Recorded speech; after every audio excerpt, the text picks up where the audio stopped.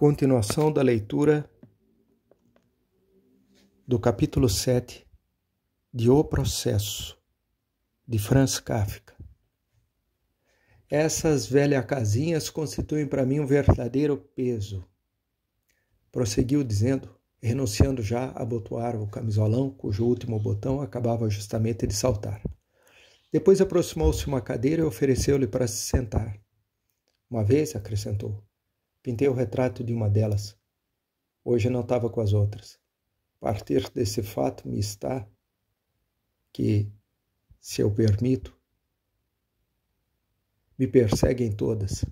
Quando eu estou em minha casa, entram, claro. Mas, quando estou ausente, sempre há pelo menos uma delas nesse quarto. Fizeram para elas uma chave de minha porta, que emprestam umas para as outras. Não pode o senhor imaginar quanto isso me molesta. Chego, por exemplo, com uma senhora para a qual tenho de fazer um retrato.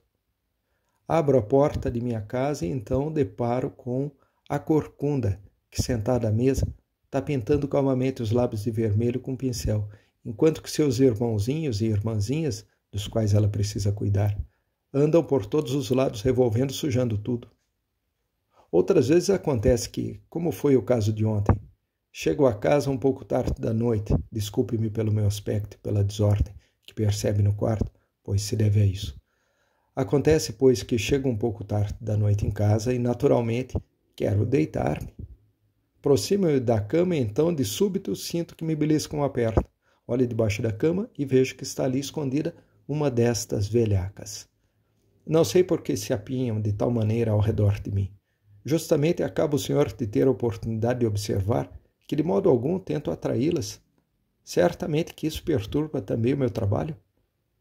Se não fosse porque puseram à minha disposição esse estúdio, há muito tempo já que eu teria me mudado. Precisamente nesse momento ouviu-se uma vozinha suave e medrosa que vinha da porta. — Já podemos entrar, Titorelli? — Não, respondeu o pintor. — Eu somente? Tornaram a perguntar. — Também não, disse o pintor, enquanto chegava até a porta para fechá-la com chave. Nesse ínterim, cá se pusera a observar a habitação. Nunca havia imaginado que se pudesse chamar estúdio a esse quartinho miserável e pequeno. Não se podiam dar nele mais do que 2 passos de comprimento e 2 na largura. O chão, as paredes e o teto baixo, tudo era de madeira. Entre as tábuas viam-se amplas fendas. Junto à parede, fronteira à qual se encontrava cá, estava a cama carregada de lençóis, manchas e colchas de diversas cores. No centro do quarto, erguia-se um quadro sustentado por um cavalete coberto com uma camisa cujas mangas pendiam até ao solo. Às costas de cá abria-se uma janela, através da qual, e por causa da neve, não se podia ver mais longe do teto negado da casa vizinha. O ruído que fez a chave ao girar na fechadura lembrou a cá que tinha de se ir muito depressa. Por isso tirou logo do bolso a carta de recomendação do fabricante e a estendeu ao pintor, dizendo: por intermédio desse senhor, que é seu conhecido, sobre você. Seguindo seu conselho, vim vê-lo. O pintor leu rapidamente a carta, depois a atirou sobre a cama. Se o fabricante não tivesse falado a cá sobre Tintorelli, de um modo muito preciso, se não lhe tivesse assegurado que era seu conhecido, um pobre diabo ao qual às vezes dava esmola, poderia ter-se acreditado verdadeiramente nesse momento que Tintorelli não conhecia o fabricante ou que pelo menos não se lembrava dele. Além disso, o pintor perguntou: o senhor quer comprar quadros ou pintar o seu retrato? Cá olhou o pintor cheio de assombro. Que era o que propriamente tinha escrito naquela carta o fabricante? Cá dera como certo que naquela carta o fabricante informava ao pintor que cá não queria senão instruir-se a respeito de seu processo. Queria dizer então que correra à casa do pintor com demasiada precipitação, sem refletir suficientemente no que fazia. Mas como agora lhe era necessário responder, de alguma maneira, à pergunta do pintor, disse, atirando um olhar ao cavalete: Está trabalhando em algum quadro? Sim, respondeu o pintor, enquanto tirava do cavalete a camisa que atirou também sobre a cama junto à carta. É um retrato. Bom trabalho, embora ainda não esteja pronto. A casualidade quis favorecer a K, pois se lhe oferecia a possibilidade de falar da justiça. Com efeito, evidentemente, se tratava do retrato de um juiz. A tela era, além do mais, surpreendentemente semelhante ao quadro que K vira no escritório do advogado. É certo que este era outro juiz, um homem gordo, de barba por fazer, negra e fechada, que em ambos os lados do rosto avançava muito sobre as faces. Além disso, aquele era um quadro pintado a óleo, e este, em troca, em pastel, o que lhe dava um aspecto vago, difuso. Mas tudo o resto era muito parecido, porque também aqui parecia como se o juiz sentado ao seu setial e agarrado aos braços deste, estivesse a ponto de erguer-se ameaçador. Mas se este é um juiz, quase escapou a K, mas, contendo-se pelo momento, se aproximou do quadro como se pretendesse considerá-lo em suas particularidades. No centro do encosto do setial via-se uma grande figura, cujo sentido K não chegava a entender. Por isso pediu uma explicação ao pintor. Esse retrucou que era preciso ainda trabalhar nela, e assim dizendo aproximou-se de uma mesinha de onde apanhou uma barrinha de pintura, que depois passou pela figura, para fazer sobressair os contornos. Não obstante isto, essa não se tornou mais clara para K. É a justiça, explicou por fim o pintor. Ah, sim, agora eu reconheço, exclamou K. Aqui está a venda sobre os olhos e aqui a balança.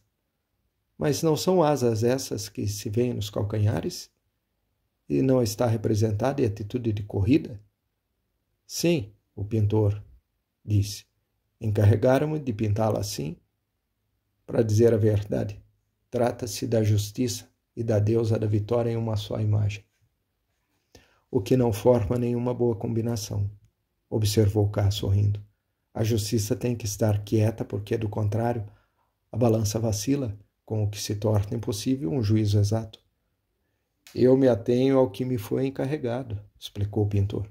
Sim, certamente, exclamou K, que com sua observação não quisera ofender ninguém. Você pintou essa pintura tal como realmente se encontra no setial. Não, disse o pintor. Não vi nem a figura, nem o setial. Tudo isto é invenção, apenas que me deram indicações sobre como devia pintá-lo. Como?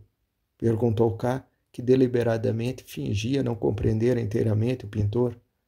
Não é porventura um juiz este que está sentado nesse setial? Sim, respondeu o pintor. Mas não é um juiz de elevada hierarquia. Nem tampouco se sentou em semelhante setial. E contudo faz-se representar em uma atitude tão solene? Parece um presidente da Suprema Corte. Sim, esses senhores são vaidosos, explicou o pintor. Entretanto, tem permissão da autoridade superior para fazerem-se retratar assim. A cada um deles se lhe prescreve com toda exatidão como precisam fazer-se representar. Apenas que, infelizmente, nesse quadro, devido à pintura de pastel que não é apropriada para semelhantes retratos, não se pode apreciar bem os pormenores da veste e do setial. É verdade, disse K. É esquisito que tenha escolhido a pintura a pastel para esse tipo de quadros. Fiz assim atendendo aos desejos do juiz, explicou o pintor. Oferecê-lo-á a uma senhora. A vista do quadro pareceu despertar-lhe desejos de trabalhar, pois, erguendo as mangas de sua camisa, apanhou alguns lápis e barrinhas de pintura, e em pouco tempo K pôde ver como, sob as trêmulas pontas dos lápis, se ia formando ao redor da cabeça do juiz uma sombra avermelhada que se irradiava para fora e ia perder-se nas margens da tela. Pouco a pouco, esse jogo de sombras rodeou a cabeça como se fora uma joia ou o signo da realeza. Em troca, ao redor da figura da justiça, tudo era de tonalidades claras e delicadas, em meio das quais a figura se destacava fortemente. Já nem sequer recordava a deusa da justiça e muito menos a da vitória. Antes parecia agora a deusa da caça. O trabalho do pintor absorveu a Cá mais do que teria querido. Contudo, terminou por reprovar-se ter permanecido tanto tempo ali sem fazer, no fundo, nada pela sua causa. Como que se chama esse juiz? Perguntou Cá repentinamente. Não posso dizer-lhe o seu nome. Respondeu o pintor.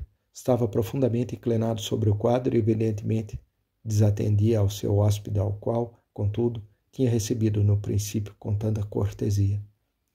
Cá considerou-o como um capricho e se irritou especialmente por causa do tempo que estava perdendo.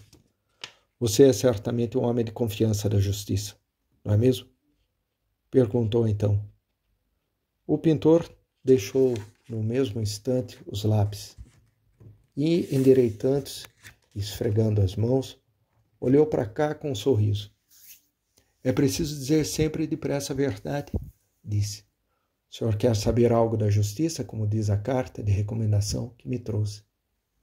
Contudo, principiou por falar de meus quadros para conquistar para si mais simpatias.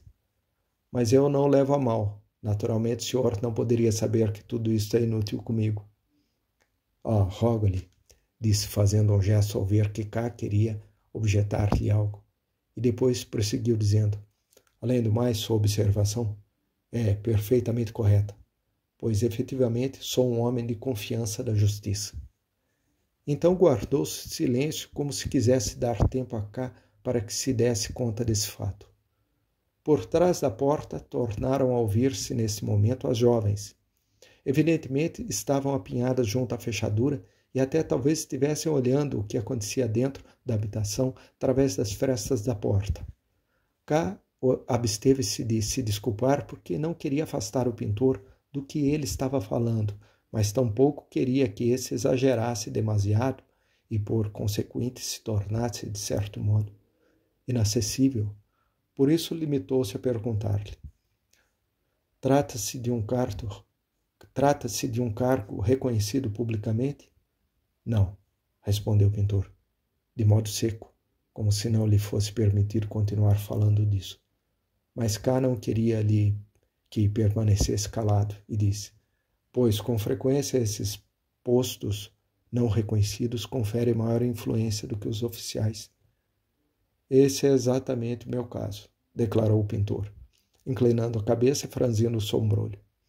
Justamente ontem falei com o fabricante a respeito do seu caso. Perguntou-me se não seria possível que eu o ajudasse. E então lhe disse que venha me ver, de modo que agora estou satisfeito que o senhor tenha vindo tão depressa. Parece que se encontra muito preocupado pelo assunto de que, certamente, não me maravilho. Não quererá o senhor tirar o abrigo? Embora Cá se tivesse proposto ficar ali muito pouco tempo, acolheu de boa vontade o convite do pintor. O ar desse quarto tinha-se-lhe feito aos poucos insuportável. Já se tinha admirado de ver em um canto da habitação uma estufa de ferro, certamente apagada, de modo que a densidade do ar era inexplicável. Enquanto tirava o abrigo, disse ao pintor, desculpando-se, tenho necessidade de calor. Está-se aqui muito bem, não é verdade? O quarto está muito bem situado. Cá não o contradisse, mas antes compreendia que não era propriamente o calor o que determinava essa sensação de mal-estar, porém o ar viciado que quase impedia de respirar. Evidentemente, devia haver muito tempo que essa habitação não era ventilada. A sensação de mal-estar que Cá experimentava se fez ainda mais intensa quando o pintor o convidou a tomar assento sobre a cama, enquanto que ele mesmo se sentava em frente do cavalete, na única cadeira da habitação. Além disso, parecia que o pintor não chegava a compreender por que Cá permanecia simplesmente na borda do leito, já que ele mesmo lhe dizia que se instalasse comodamente, de modo que, como visse que Cá hesitava, foi ele mesmo metê-lo profundamente dentro da cama.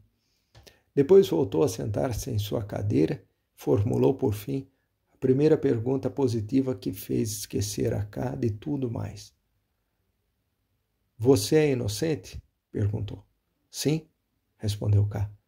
Sentiu-se feliz de responder a essa pergunta, especialmente por fazê-la em presença de um simples particular que não significava nenhuma responsabilidade da parte de cá.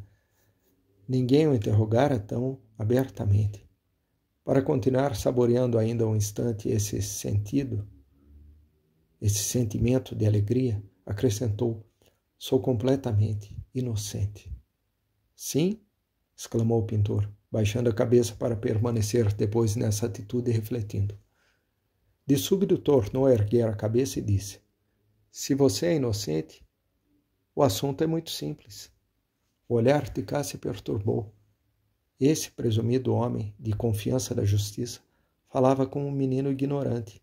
Minha inocência não simplifica a questão, declarou K, e apesar de tudo não pôde deixar de sorrir enquanto balançava lentamente a cabeça.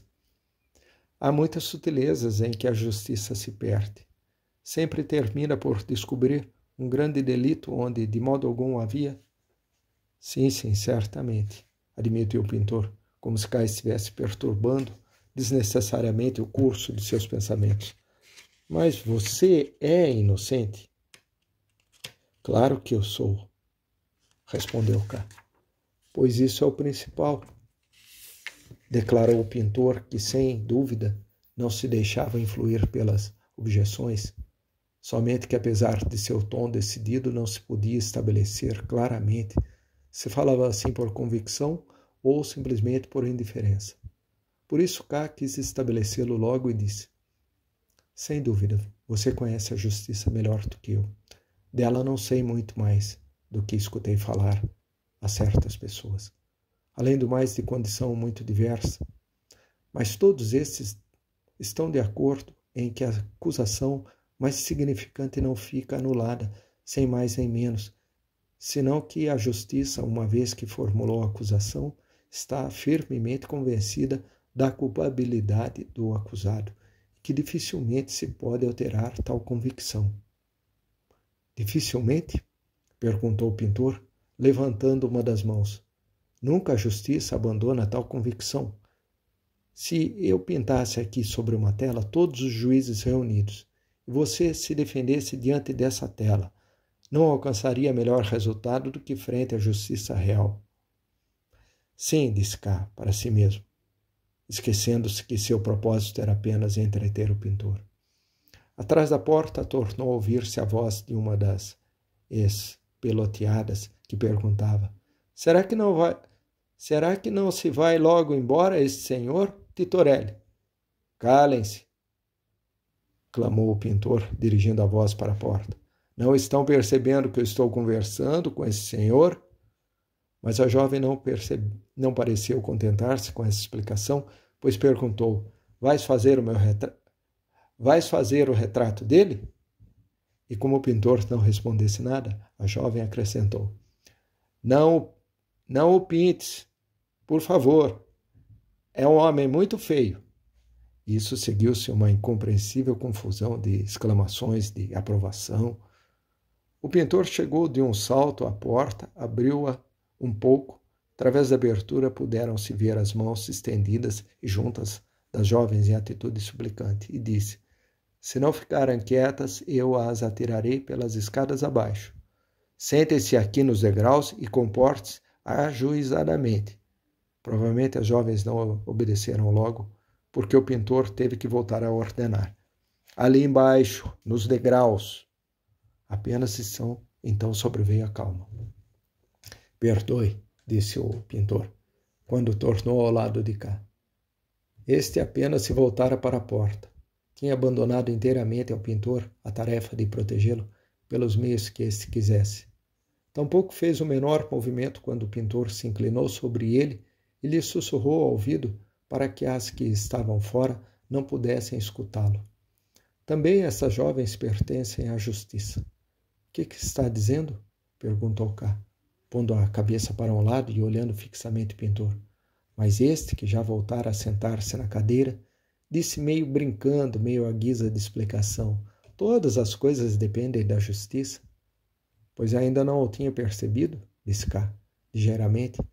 Essa observação geral do pintor relativa às jovens havia sido dita em um tom que excluía todo o caráter inquietante.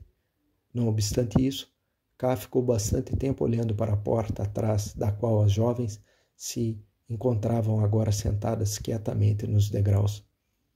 Apenas uma delas, que tinha introduzido uma palha através da fresta, formada por 2 tábuas da porta, movia-se lentamente para cima e para baixo. Você não parece possuir ainda um conhecimento, ao menos geral, da justiça, declarou o pintor, que, tendo separado muito suas pernas, golpeava com as pontas dos pés sobre o piso. Mas desde que você é inocente, não terá necessidade de tal conhecimento. Eu somente posso tirá-lo do aperto. Como se arranjará para consegui-lo? Perguntou K. Você mesmo acaba de me dizer que, com a justiça, não vale de modo algum argumentações ou provas? Não valem as provas que são apresentadas diante dos tribunais, replicou o pintor, elevando o dedo indicador como se pretendesse fazer notar a K uma sutil diferença. Coisa muito diferente, em troca, é o que acontece quando se tramita algo às costas da própria justiça. Por exemplo, na sala de deliberações, nos corredores, ou mesmo aqui, em meu estúdio. O que o pintor acabava de dizer já não parecia tão inverossímil a K, pois um rigor de verdade demonstrava uma concordância com o que até então K chegara a saber por obra de outras pessoas. Sim, até permitia alimentar grandes esperanças. Se realmente os juízes se vissem tão facilmente influenciados pelas amizades pessoais, como o advogado explicara, as relações do pintor com aqueles juízes vaidosos podiam ser particularmente importantes. E, em todo caso, de modo algum podia desdenhá-las. De maneira que o pintor podia muito bem engrossar o número das pessoas que K, pouco a pouco, ia agrupando ao redor dele para que o auxiliassem no processo.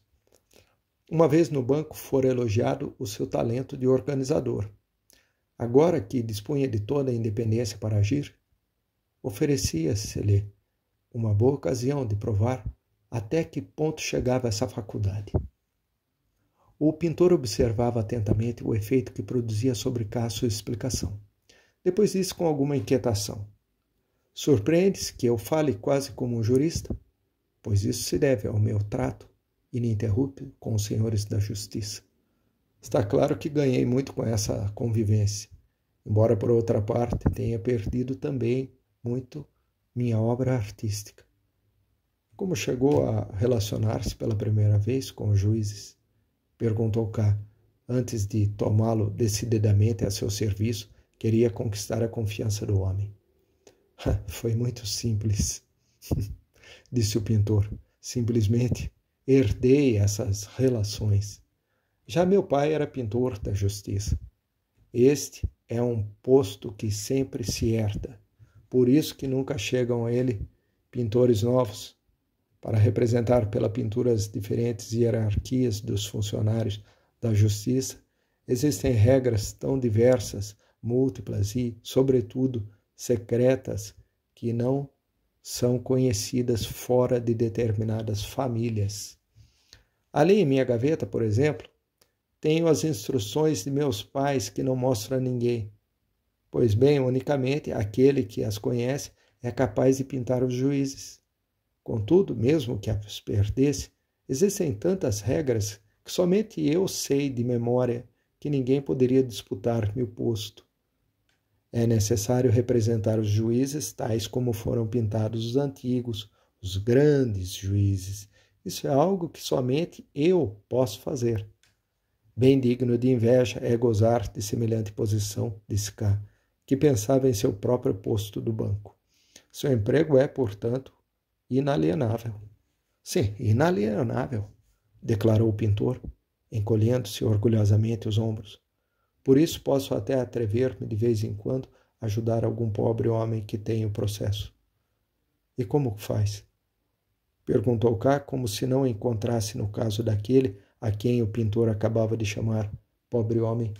O pintor, porém, não se afastava do tema da conversação, pois disse: em seu caso, por exemplo, já que é de todo inocente, procederia assim. A repetida menção de sua inocência se tornava já pesada para cá. Parecia-lhe que, em virtude de tal observação, o pintor fazia do resultado favorável do processo uma condição prévia para prestar sua ajuda, a qual, por isso mesmo, seria certamente supérflua. Apesar de tais dúvidas, K se conteve e não interrompeu o discurso do pintor. Não queria renunciar à ajuda desse homem. Estava resolvido a empregá-la porque, de modo algum, lhe parecia mais problemática que a do advogado.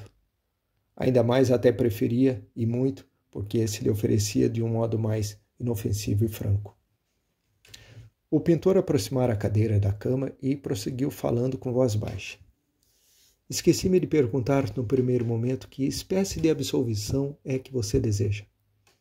Existem 3 possibilidades: a absolvição real, a absolvição aparente e a dilação indefinida.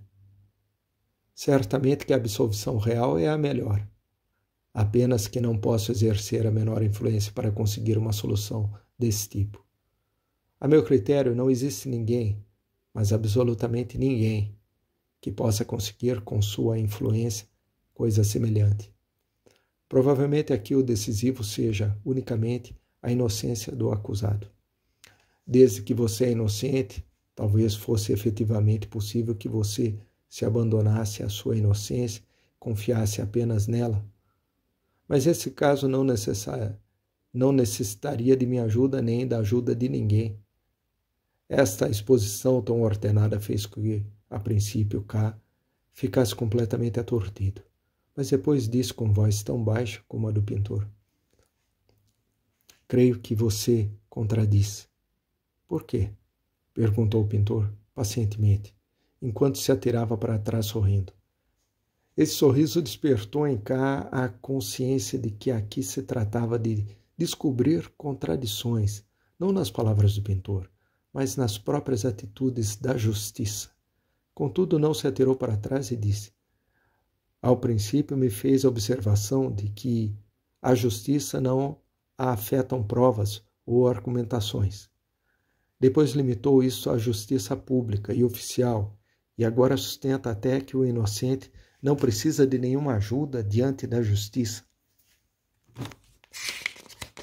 Aqui já tem uma contradição.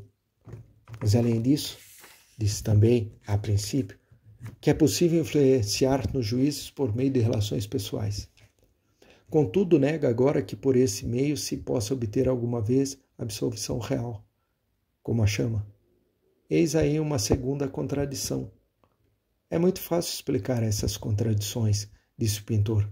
Falamos de 2 coisas diferentes. Por um lado, daquilo que a lei estabelece, por outro, daquilo que eu cheguei a saber por experiência pessoal. É preciso que você não confunda essas 2 coisas.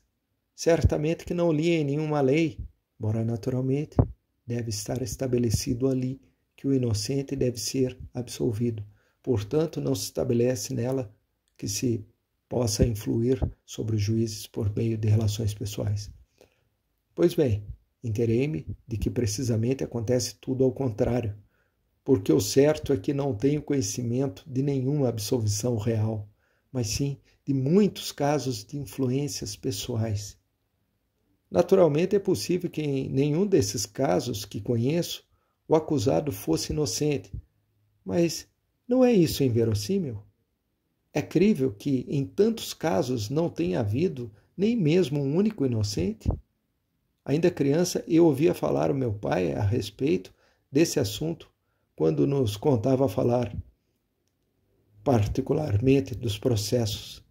Também os juízes que chegavam até seu estúdio referiam processos e coisas de justiça. Em nosso círculo, a dizer a verdade, não se falava de outra coisa. Apenas se me apresentou a oportunidade de me introduzir eu mesmo nas questões da justiça. O fiz logo e desde esse tempo aproveito sempre em situação para seguir inúmeros processos, em todas as suas fases, ao menos naquelas que me eram acessíveis, e é preciso que confesse. Nunca tive notícias de um só caso de absolvição real.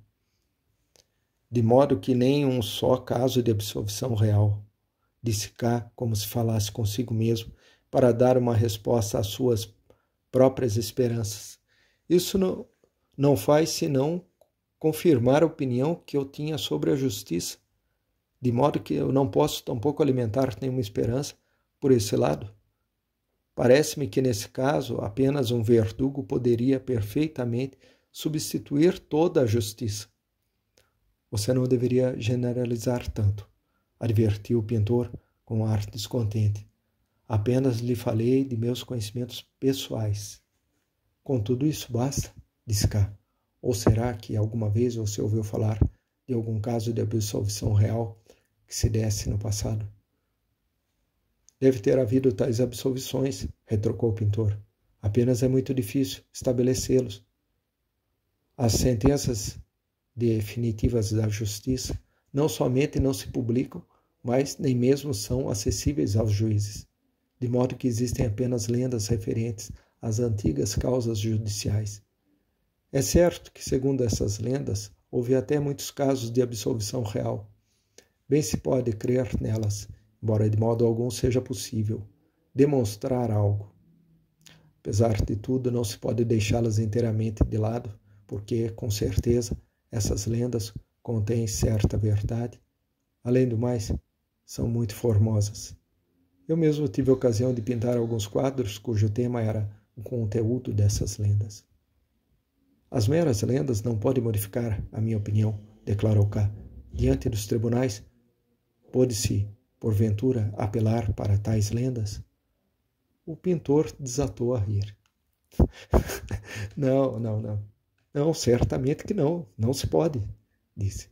Então é inútil falar disso, replicou K, que momentaneamente queria admitir todas as opiniões do pintor, mesmo quando as considerasse inverossímeis e até estivesse em contradições com outras manifestações de Titorelli. Por enquanto não tinha tempo de examinar que grau de verdade havia em tudo que o pintor dizia, nem de refutar suas revelações.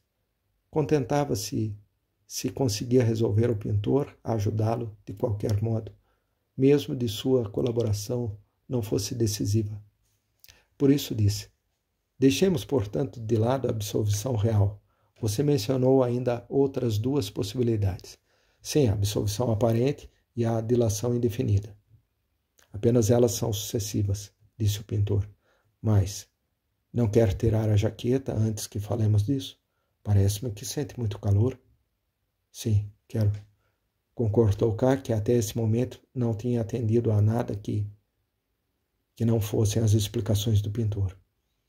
Mas desde que este agora lhe tinha feito recordar o calor, sentiu que pela fronte lhe corriam grandes gotas de suor.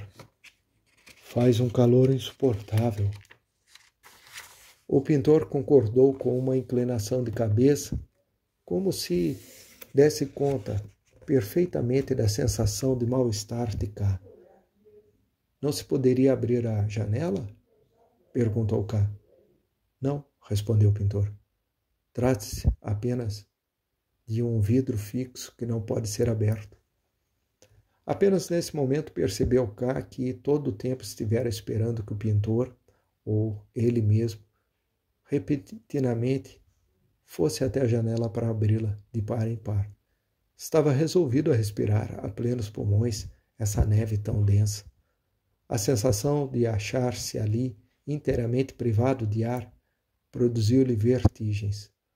Bateu suavemente com a mão o edredom que tinha junto a si e disse com voz muito débil, mas isto, além de ser desagradável, é malsão. Ah, não, replicou o pintor, defendendo a disposição de sua janela.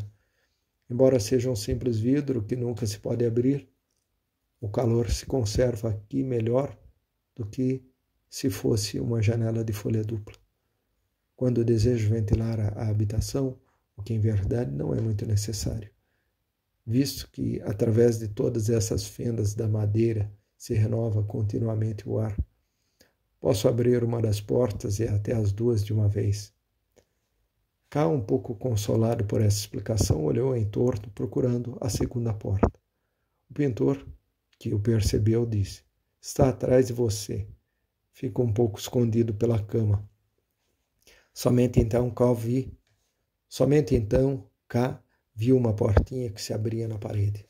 Tudo aqui é muito pequeno para um estúdio, disse o pintor, como se desejasse adiantar-se a qualquer crítica a esse respeito que pudesse fazer-lhe cá.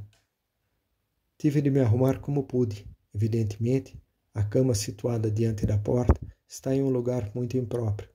Por exemplo, o juiz a quem estou fazendo o retrato chega sempre por essa porta, precisa passar por cima da cama.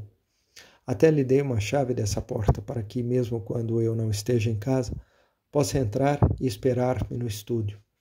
Pois bem, o caso é que tenho o costume de vir de manhã, muito cedo, quando ainda estou dormindo, de modo que sempre me arranca do mais profundo de meus sonos quando abre a portinha que está junto à cama. Verdadeiramente você perderia todo o respeito pelos juízes se ouvisse as maldições com que recebo a este quando, pela manhã, cedo, sobe à minha cama. Está claro que eu podia retirar-lhe a chave, mas isso não faria senão piorar as coisas. Com o mínimo esforço, podem se arrancar aqui de seus gonzos todas as portas. Enquanto o pintor pronunciava esse discurso, cá pensava se não seria melhor tirar a jaqueta. Por fim, compreendeu que, se não fizesse, não lhe seria já possível permanecer um instante mais nesse lugar. Por isso tirou-a, conservando-a, porém, sobre os seus joelhos, para poder tornar a pô-la em seguida, no caso de que terminasse a sua entrevista com o pintor. Apenas fez isso, uma das jovens que estavam fora exclamou. Já tirou a jaqueta. Então se ouviu como todas as outras, empurrando-se, se apinhava junto às frestas da porta para ver elas mesmas a cena. As jovens creem, explicou o pintor, que vou fazer-lhe o retrato e que por isso você se despe. Sim, exclamou K, não muito contente, porque a dizer a verdade não se sentia muito melhor do que antes, mesmo que se pusesse em mangas de camisa. Por isso, quase grunhindo, perguntou: que nome deu às outras duas possibilidades? Já se tinha esquecido das expressões técnicas empregadas pelo pintor. Falei da absolvição aparente e da dilação indefinida, disse o pintor. A você é que corresponde escolher. Em virtude de minha ajuda, ambas são acessíveis. Está claro que não tem trabalho. Está claro que não sem trabalho. A este propósito, a diferença está em que a absolvição aparente exige durante algum tempo concentração de todas as energias, enquanto que a dilação indefinida requer ligeiros esforços, mas duradouros. Vou lhe explicar em primeiro lugar, portanto, o que é a absolvição aparente. Se é esta a que você deseja, escreverei em uma fórmula de tal declaração que é inteiramente inatacável. Levando comigo esse documento, irei então ver todos os juízes que eu conheço. Começarei certamente com o juiz cujo retrato estou agora pintando. Apresentar-lhe-ei o documento hoje à tarde, quando vem a sessão de pintura. Exibo-lhe então o documento, explico-lhe que você é inocente e constituo-me, eu mesmo, em fiador de sua inocência. Não se trata aqui de uma garantia puramente exterior, mas real e comprometedora. No olhar do pintor havia certa reprovação pelo fato de que K pretendesse sobrecarregá-lo com o peso de tal garantia. É verdadeiramente muito amável da sua parte, disse K, e diga-me, não lhe acreditaria o juiz de modo que, apesar de tudo, me concedesse a absolvição real? Como já lhe disse, retrucou o pintor, a coisa não é de modo algum certa. Tampouco é, além disso, certo que todos os juízes me acreditem. Muitos exigirão, por exemplo, que leve você à presença deles. Então teria de se apresentar comigo. É certo que, em tal caso, o processo já estaria meio ganho, particularmente se de antemão eu o instrua como terá de se comportar com o juiz que o interrogue. Pior se apresentará a coisa com aqueles juízes, e isso naturalmente também terá de acontecer, que recusem considerar o caso. Teremos de renunciar a eles, embora certamente não o desprezaremos nenhum esforço tendente a conseguir sua colaboração.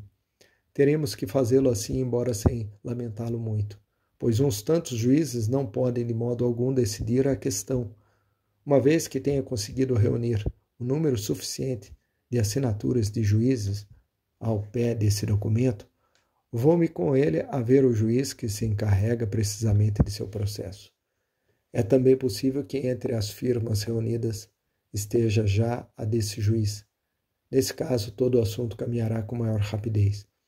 Em geral, já não se apresentam muitos obstáculos ao chegar a essa fase do assunto. Esse é o momento em que todos os acusados podem alimentar as maiores esperanças. Isso não deixa de ser algo notável, porque a verdade é que, nesse momento, os inculpados alimentam maiores esperanças que depois de obtida a absolvição. Desde que este ponto foi atingido, já não se precisa realizar grandes esforços. O juiz possui nessa declaração a garantia de muitos outros juízes, de modo que pode absolver sem escrúpulos. E isso é o que sem dúvida fará, depois de cumprir naturalmente diversas formalidades, para agradar-me e a outras pessoas conhecidas. Então você sai de seu escritório da justiça e fica livre. De maneira que então fica em liberdade, disse K, hesitando. Sim, confirmou o pintor, mas somente em uma liberdade aparente, ou, para expressá-lo com maior exatidão, provisória. Os juízes inferiores, entre os quais se acham os meus conhecidos, não têm o direito de absolver definitivamente. Esse direito corresponde à justiça superior, totalmente inacessível para você, para mim e para todos nós. Não sabemos o que acontece nessa esfera superior. Seja dito de passagem, tampouco queremos saber. Quer dizer, então, que nossos juízes não possuem o direito de absolver definitivamente ao acusado, mas, em troca, sim, têm o direito de pô-lo em liberdade. Isso significa que, se você fica absolvido desta maneira, momentaneamente fica também subtraído à acusação, sem que esta, porém, deixe de pender sobre você. De modo que bem pudesse acontecer que, tão depressa quanto chegue uma ordem superior, volta a ter o mesmo vigor de antes. Como eu me encontro em muito boas relações com os membros da Justiça, posso também informar, de acordo com as disposições que regem o funcionamento da Secretaria de Justiça, como se manifesta exteriormente a diferença que existe entre a absolvição real e a absolvição aparente. No caso da absolvição real, o expediente do processo desfaz-se inteiramente. As atas desaparecem do inquérito. Destrói-se tudo, não somente a acusação, mas também todo o processo e até a ata de absolvição. Nada fica então do processo. Outro é o caso da absolvição aparente. A declaração de inocência não produz por si mesma outra modificação, senão a de enriquecer o expediente com ela, com a ata de absolvição e com as atas que fundamentam esta. Em tudo mais, o processo continua seu curso, continua se levando a tribunais superiores, como exige o trâmite ininterrupto entre os diversos escritórios da justiça. Volta depois outra vez aos tribunais inferiores e sofre deste modo oscilações grandes e pequenas e demoras mais ou menos prolongadas. Não é possível calcular o que pode acontecer com o expediente. Visto de fora, poderia muitas vezes dar a impressão de que o processo faz muito tempo que foi esquecido, de que as atas se perderam e que a absolvição é, por conseguinte, completa. Mas o iniciado nestas coisas não o julga assim. Nunca se perde nenhuma ata. A justiça não se esquece de nada. Um dia, sem que ninguém o espere, algum juiz toma em suas mãos, com maior intenção, o expediente. Reconhece que, nesse caso, a acusação está ainda em vigor e ordena imediatamente a detenção do acusado. Admito a esse respeito que entre a absolvição aparente e o novo arresto transcorra um longo tempo. Sim, isto é possível e até sei de alguns exemplos disso, mas é também possível que, ao voltar à sua casa, o acusado que obteve a absolvição nos tribunais encontre já ali aguardando empregados que o detinham novamente, Certamente que então se acaba também a liberdade. E o processo torna a começar ainda? Perguntou K, quase sem poder acreditá-lo. Por certo, respondeu o pintor. O processo começa de novo, porém também volta a apresentar-se a possibilidade, assim como antes, de obter uma nova absolvição aparente. Então é preciso voltar a reunir todas as energias e não se dar por vencido. Isso disse por último o pintor, talvez por causa da impressão que lhe causava K, o qual se achava um tanto abatido. Mas quis informar-se K, como querendo adiantar-se a revelações que o pintor pudesse fazer-lhe. Obter essa segunda absolvição não será mais difícil que conseguir a primeira? A esse respeito, retrucou o pintor, nada se pode afirmar com segurança. Certamente acredita você que os juízes poderiam pronunciar um juízo desfavorável para o acusado, influenciados pelo fato de que se dá uma segunda detenção. Pois não acontece assim. Os juízes já, ao pronunciar a sua primeira absolvição, haviam previsto também a segunda prisão, de modo que essa circunstância apenas exerce influência. Mas a atitude dos juízes pode, em troca, ter se modificado em virtude de inúmeros motivos que antes não existiam, por onde também pode mudar seu juízo sobre o caso. Deste modo, os esforços que se façam para obter a segunda absolvição têm que se acomodar às mudadas circunstâncias. E, em geral, essa absolvição demanda tantos esforços como a primeira. Mas, contudo, essa segunda absolvição não é tão pouco definitiva, não é mesmo? Disse K, movendo a cabeça com um gesto negativo. Certamente que não, corroborou o pintor. A segunda absolvição segue o terceiro arresto. A terceira absolvição, a quarta prisão e assim sucessivamente. Isso corresponde à essência mesmo da absolvição aparente. K ficou calado. Pelo visto, não lhe parece vantajoso a absolvição aparente, disse o pintor. Talvez prefira a dilação indefinida. Quer que lhe explique em que consiste essa dilação indefinida? K concordou com um movimento de cabeça. O pintor se tinha jogado para trás comodamente na cadeira. Pela camisola amplamente aberta, havia metido uma das mãos que passava sobre o peito e as costas. A dilação indefinida, disse o pintor, ficando um instante em silêncio e olhando diante de si como se estivesse procurando a expressão adequada que explicasse inteiramente seu pensamento. A dilação indefinida consiste em manter o processo permanentemente em uma das fases iniciais. Para conseguir tal coisa é preciso que o acusado e seu colaborador, embora certamente sobretudo este último, mantenham de modo ininterrupto um contato pessoal com a justiça. Repito que aqui não é necessário um gasto tão grande de energias como para atingir uma absolvição aparente. Não obstante isso, aqui se requer muito maior atenção. É preciso não perder de vista o processo. Tem-se que visitar regularmente o juiz que instrui a causa. É preciso ir vê-lo em ocasiões especiais, procurar por todos os meios conservar sua amizade.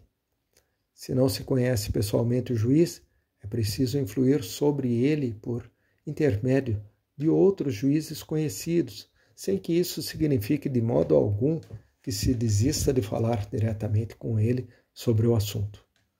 Se a esse respeito não se descuida nada, pode afirmar-se com bastante certeza que o processo não sairá de sua primeira fase. É certo que o inquérito não termina, mas aqui o acusado está quase tão certo de não ser condenado como se estivesse em liberdade. Frente à absolvição aparente, a dilação indefinida apresenta ao acusado a vantagem de um futuro menos incerto, pois está preservado do sobressalto de repentinas prisões, de modo que não tem que temer que de súbito se veja obrigado a realizar, no momento em que as circunstâncias não lhes são favoráveis, esses esforços e essas diligências que são anexos aos trâmites que demandam a obtenção da absolvição aparente. Certamente que também a delação indefinida acarreta ao acusado certos inconvenientes, que de modo algum são desprezíveis. Não me refiro simplesmente ao fato de que o acusado nunca está em liberdade, porque, a dizer a verdade, tampouco no caso da absolvição aparente o está. Refiro-me a outro inconveniente. O processo não pode ficar estacionado em uma fase sem que, ao menos, exista uma razão aparente para isso, sendo preciso que, de algum modo, o processo continue. Isso exige de tanto em tanto se cumpram certas formalidades. O acusado precisa submeter-se a interrogatórios. É preciso que se façam sessões. O processo precisa continuar movimentando-se dentro do pequeno círculo. Aqui, artificialmente, ficou limitado. Isso, naturalmente, acarreta para o acusado certos incômodos que você não deve julgar excessivamente maus. Com efeito, tudo é meramente exterior. Os interrogatórios, por exemplo, são extremamente breves. Quando não se tem tempo ou vontade de comparecer a eles, pode desculpar-se e até com certos juízes pode dispor-se de antemão e, de acordo com eles, estabelecer o que se tem de fazer durante longo tempo. No fundo, não se trata, portanto, senão de apresentar-se, de quando em quando, diante do juiz que instrui a causa. Enquanto o pintor pronunciava essas últimas palavras, K, pondo sua jaqueta sobre um braço, ergueu-se. Já se ergue? Ouviu-se que alguém exclamava imediatamente fora, por trás da porta. Já deseja ir-se embora? Perguntou o pintor, que também se tinha erguido. Sem dúvida é o ar desse quarto que o leva a despedir-se. Lamento muito. Ter-lhe-ia dito ainda muitas coisas. Tive que me constranger e abreviar muito minha exposição. Contudo, espero que você me tenha compreendido. Ah, sim, disse K, que sentia dor de cabeça pelos esforços realizados ao tratar de entender o outro. Apesar dessa confirmação, o pintor, resumindo tudo quanto havia exposto, como se quisesse consolar a K antes que este se fosse, disse: ambos os métodos têm em comum o fato de impedirem a condenação do acusado. Sim, mas também impede a absolvição real, replicou K em voz baixa, como se envergonhasse de ter reconhecido esse fato. Com efeito, você compreendeu muito bem o nó da questão, disse o pintor rapidamente. K pôs a mão sobre seu abrigo, mas parecia não poder decidir-se de uma vez a colocar a jaqueta. O que mais lhe teria agradado nesse momento teria sido recolher todas suas coisas sob o braço e correr em seguida para o ar fresco. Nem sequer o introduziam a pôr-se a jaqueta e o abrigo às jovens que anteriormente se gritavam umas às outras que K se vestia. O pintor, pensando que de algum modo tinha de interpretar a atitude de K, disse: pelo visto, você ainda não se decidiu a adotar nenhuma de minhas propostas. Parece-me bem. Eu mesmo lhe teria aconselhado que não se decidisse por nenhuma delas de imediato. As vantagens e as desvantagens que cada qual apresenta resultam em um problema sutil. É preciso considerar tudo detidamente, mas certamente não se pode perder nisso muito tempo. Logo voltarei a visitá-lo, disse K, e adotando uma súbita decisão, pôs a jaqueta, atirou ao ombro o abrigo, dirigiu-se apressadamente para a porta, atrás da qual imediatamente começaram a gritar as peloteadas. Pareceu a K ver as jovens gritavam através da porta. Terá que cumprir a sua palavra, advertiu o pintor, que ficara no mesmo lugar em que estivera, porque do contrário irei ao banco para interrogá-lo eu mesmo. Mas abra essa porta, disse K, segurando com força a maçaneta que as jovens, como pode perceber K pela resistência que oferecia à sua mão, mantinham fixa do lado de fora. Deseja você, pois, que as jovens o importunem quando desça? Perguntou o pintor. Por isso é melhor que saia por essa outra porta, disse, assinalando a que estava detrás da cama. K concordou com isso, de modo que de um salto tornou a colocar-se outra vez junto à cama. Mas em vez de abrir aquela porta, o pintor arrastou-se debaixo da cama e dali disse: espere ainda um momento. Não quer ver algum quadro que eu lhe poderia vender? Cá não queria manifestar-se descortês. O pintor recebera-o e lhe prometera prestar-lhe depois sua ajuda, e como Cá se esquecera totalmente de falar da retribuição pecuniária por essa colaboração, não podia agora evitar ver esses quadros, embora verdadeiramente tremesse de impaciência para sair imediatamente do estúdio. O pintor tirou debaixo da cama um montão de telas sem moldura, tão cobertos pelo pó que, quando o pintor soprou por cima da superfície do quadro, que estava sobre os outros, a poeira ficou flutuando no ar bastante tempo frente aos olhos de Cá, o qual se absteve então de respirar. Aqui está a paisagem de uma planície, disse o pintor, estendendo o quadro a Cá. Estavam representadas neles duas árvores incipientes que se erguiam a grande distância um do outro, em meio de escuros pastos. O fundo estava constituído por uma réstia de sol de múltiplas cores. É formoso, disse Cá. Compro. Quase sem perceber, Cá se tinha expressado de modo demasiado breve e seco.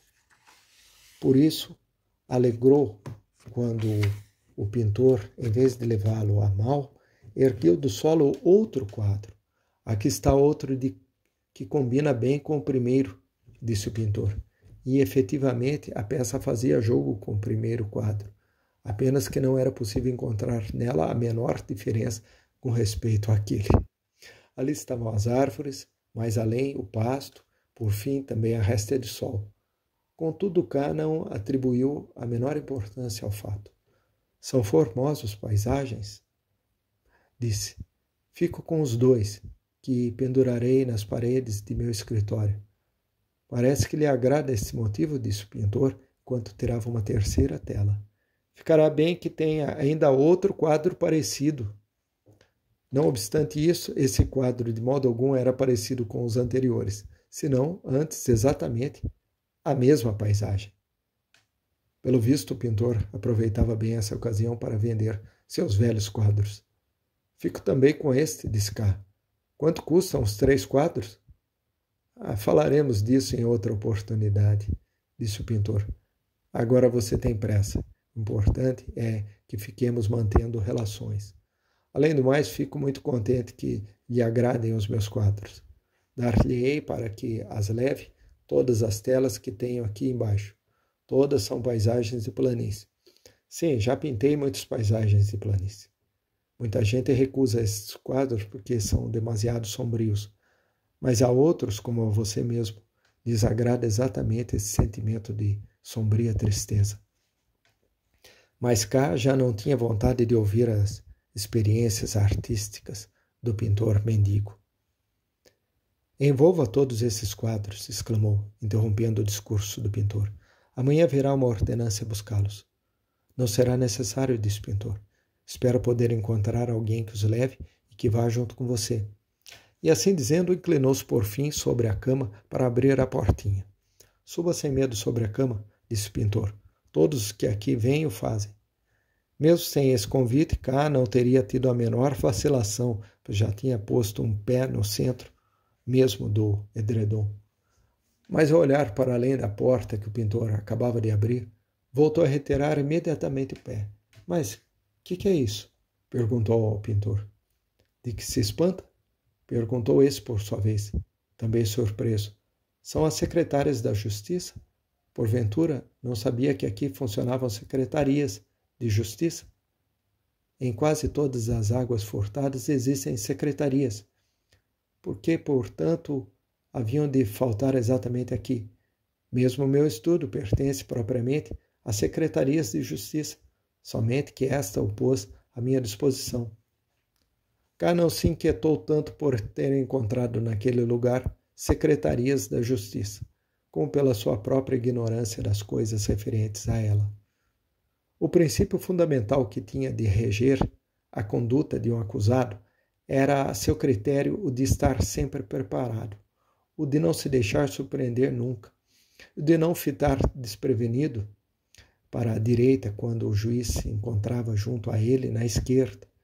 E o caso era que K não cessava nunca de transgredir exatamente essa regra fundamental. Diante dele se estendia um longo corredor, do qual provinha um ar comparado com o qual o de dentro era fresco. De ambos os lados do corredor havia bancos, exatamente como na sala de espera dos escritórios que já K havia visitado uma vez. Pareciam secretarias dos tribunais. Nesse momento não era muito numerosa a afluência de litigantes.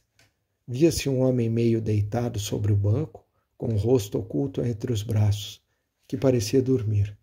Ao final do corredor, em meio da penumbra, percebia-se outro de pé. K subiu finalmente à cama e o pintor o seguiu levando os quadros. Logo encontraram um porteiro. K reconheceu agora em seguida as ordenanças dos tribunais pelo botão dourado que entre os botões comuns traziam em seus trajes de simples particulares. A quem o pintor encarregou que acompanhasse a K para levar-lhe os quadros. K vacilava sobre os pés mais do que andava, enquanto mantinha apertado contra a boca um lenço. Já se encontravam próximos da saída quando se precipitaram a seu encontro as jovens, as quais, do final das contas, K não tinha conseguido enganar. Sem dúvida, tinham visto aberta a segunda porta do estúdio e, dando a volta ao edifício, tinham se introduzido nele por aquele lado.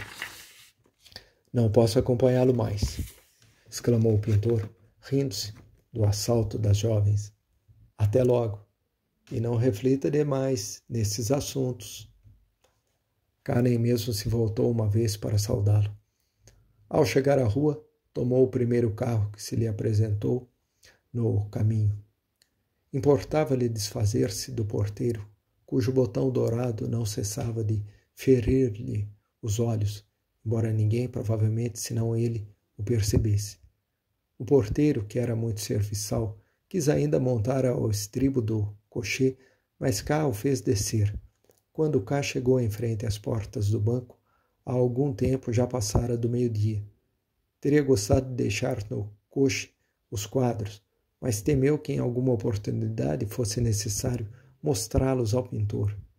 Fez, portanto, com que os transportasse ao seu escritório, onde os fechou na gaveta mais baixa de sua escrivaninha para escondê-los, ao menos nos dias seguintes, dos olhares do vice-diretor.